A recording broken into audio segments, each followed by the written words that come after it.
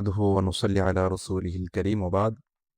আজকের ক্লাসে আমরা আল হুরুফুল আতিফাতু সম্পর্কে আলোচনা করব। দেখতে দেখতে ইতিমধ্যেই আমাদের চলো শিখি কোরআনের অর্থ বইয়ের ২৭টি ক্লাস শেষ হয়েছে। আজকে আমরা ২৮ নম্বর ক্লাস শুরু করতে যাচ্ছি। এখন পর্যন্ত যারা বইটি সংগ্রহ করেননি তারা লামান প্রকাশনীর অনলাইন শপ থেকে সংগ্রহ করে নিতে পারেন। ডেসক্রিপশনে তার বিস্তারিত দেওয়া থাকবে। তো আমরা শুরু করতে যাচ্ছি। প্রথমেই আমরা আল হুরুফুল আতিফাতু এর যে হরফগুলো আছে সেগুলো অর্থসহ পড়ে নিচ্ছি। ওয়া এবং ফা, অতঃপর মানে হলো এখানে সঙ্গে সঙ্গেই বোঝায়। যেমন একটা কাজ করার পরেই সাথে সাথে আরেকটি কাজ করছে, এই কাজের ক্ষেত্রে ব্যবহার করা হয় ফা।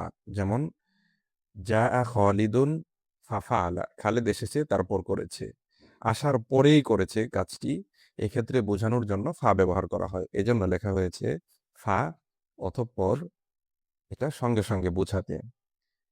জাআ খালিদুন ফাআকালা, খালেদ আসলো তারপর খেলো, মানে সাথে সাথেই কাজটি হয়েছে এরকম। তারপর সুম্মা অতঃপর, কিছু সময় পরে, মানে এখানে কিছু সময় পরে বোঝাবে। যেমন জাআ খালিদুন সুম্মা আকালা, মানে খালেদ আসলো তারপর খেলো, এখানে মাঝখানে কিছু সময়ের বিরতি ছিল, সে এসেছে তারপর কিছুটা হয়তো গল্প করেছে, কথাবার্তা বলেছে, তারপর খেয়েছে, এরকম বোঝাতে সুম্মা ব্যবহার করা হয়। আও অথবা, আও মানে অথবা, আম নাকি, বাল বরং, লাকিন কিন্তু, হাত্তা পর্যন্ত, লা না বা নয়, ইম্মা হয় না হয়। তো হাত্তা এটা হরফুল আতফ হিসাবেও ব্যবহার হয় এবং হরফুল জার হিসাবেও ব্যবহার হয়। তারপরে এখানে ওয়াও, ওয়া এটাও এরকম ব্যবহার হয়। তো এখানে আমরা অর্থগুলো দেখলাম। তো এই হরফগুলো কি করে, নিচে এর নিয়ম দেখানো হয়েছে। যেমন দেখুন এখানে বলা হয়েছে যে এই হরফগুলোকে আল হরফুল আতিফাতু বলে, একটিকে হরফুল আতফ বলে। এগুলো পরবর্তী শব্দকে পূর্ববর্তী শব্দের সাথে যুক্ত করে এবং একই ধরনের হরকত গ্রহণ করে। তো এই হরফগুলোকে সম্মিলিত হবে আল হরফুল আতিফাতু বলে, আর একটি যখন হবে তখন সেটা হবে হরফুল আতফ। তো এগুলোর কাজ কি? এগুলোর কাজ হলো এগুলো পরবর্তী শব্দকে, অর্থাৎ হরফুল আতফের পরের যে শব্দ থাকবে সেই শব্দকে পূর্ববর্তী শব্দের সাথে যুক্ত করে এবং একই ধরনের হরকত গ্রহণ করে। অর্থাৎ হরফুল আতফের পরের যে শব্দটা আছে সেই শব্দের হুকুমটা হয় হরফুল আতফের পূর্বের শব্দের মতোই। অর্থাৎ হরফুল আতফের পূর্বের শব্দটা যদি ফায়েল হয় তাহলে পরের শব্দটাও ফায়েল হবে। পূর্বের শব্দটা শেষে যদি জবর হয় পরের শব্দটা শেষেও জবর হবে। অর্থাৎ পূর্বের শব্দটা যেমন হবে পরবর্তী শব্দটাও তেমনই হবে, ইআরাবের ক্ষেত্রে এবং হুকুমের ক্ষেত্রে। তবে মুজাক্কার মুয়ান্নাস ভিন্ন হইতে পারে, তবে ইআরাব মানে হারকাত এর ক্ষেত্রে এবং হুকুমের ক্ষেত্রে একই হবে। ব্যবহার দেখলে বিষয়টি আমাদের কাছে আরো স্পষ্ট হবে। যেমন ফাআলা মাজিদুন ওয়া খালিদুন, মাজেদ এবং খালেদ করলো। এখানে মাজেদও করেছে খালেদও করেছে। এখানে মাজেদ ফাইল হয়েছে এবং খালিদ এটাও ফাইল হয়েছে। তাই ফাআলা মাজিদুন ওয়া খালিদুন, মাজেদ করেছে এবং খালেদ করেছে। মাজিদুনের শেষে দুই পেশ, খালিদুনের শেষেও দুই পেশ হবে। তাই ফাআলা মাজিদুন ওয়া খালিদুন। তারপর আমিলাত ফাতিমাতু ফাআমিলাত ফারহানাতু, ফাতেমা কাজ করেছে তারপর ফারহানা করেছে, মানে ফাতেমা কাজ করা শেষ করার সাথে সাথেই ফারহানা করেছে, মাঝখানে সময়ের ব্যবধান ছিল না। তারপর জাআলা মাজিদুন হাদাল বাইতা সুম্মা জাআলা খালিদুন তিলকাল গুরফাতা, মাজেদ এই ঘরটি বানিয়েছে তারপর খালেদ ওই কামরাটি বানিয়েছে।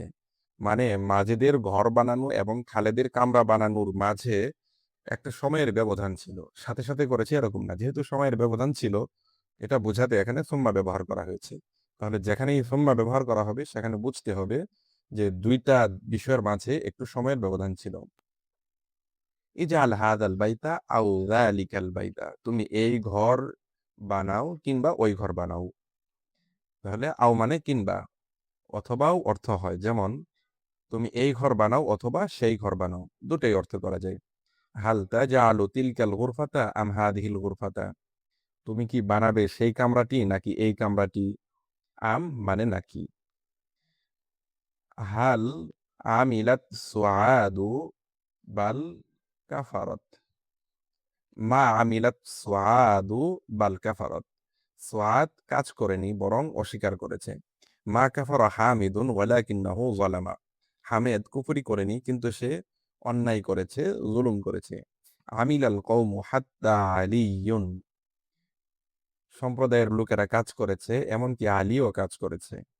এখানে হাত্তাটা হরফুল আতফ হিসেবে এসেছে, এই জন্য হাত্তা এর পরে শব্দটির শেষেও পেশ হয়েছে আল কওমু এর মতো। কিন্তু যদি এটা হরফুল জার হিসেবে আসতো তাহলে হাত্তা আলিয়িন হতো, যেহেতু হরফুল জার জের দেয়।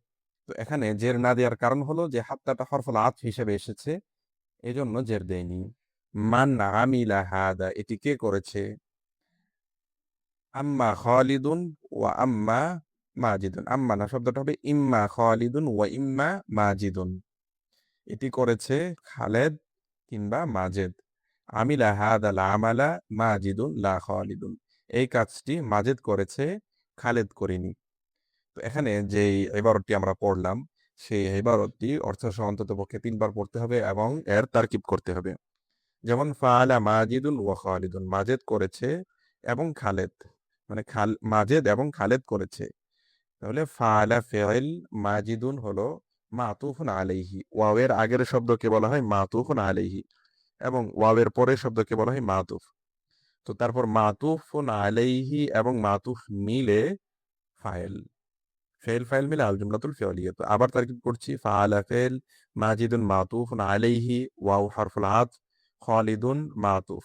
তারপর মাতুফুন আলাইহি এবং মাতুফ মিলে ফাইল। তারপর ফেল এবং ফাইল মিলে আল জুমলাতুল ফি'লিয়া।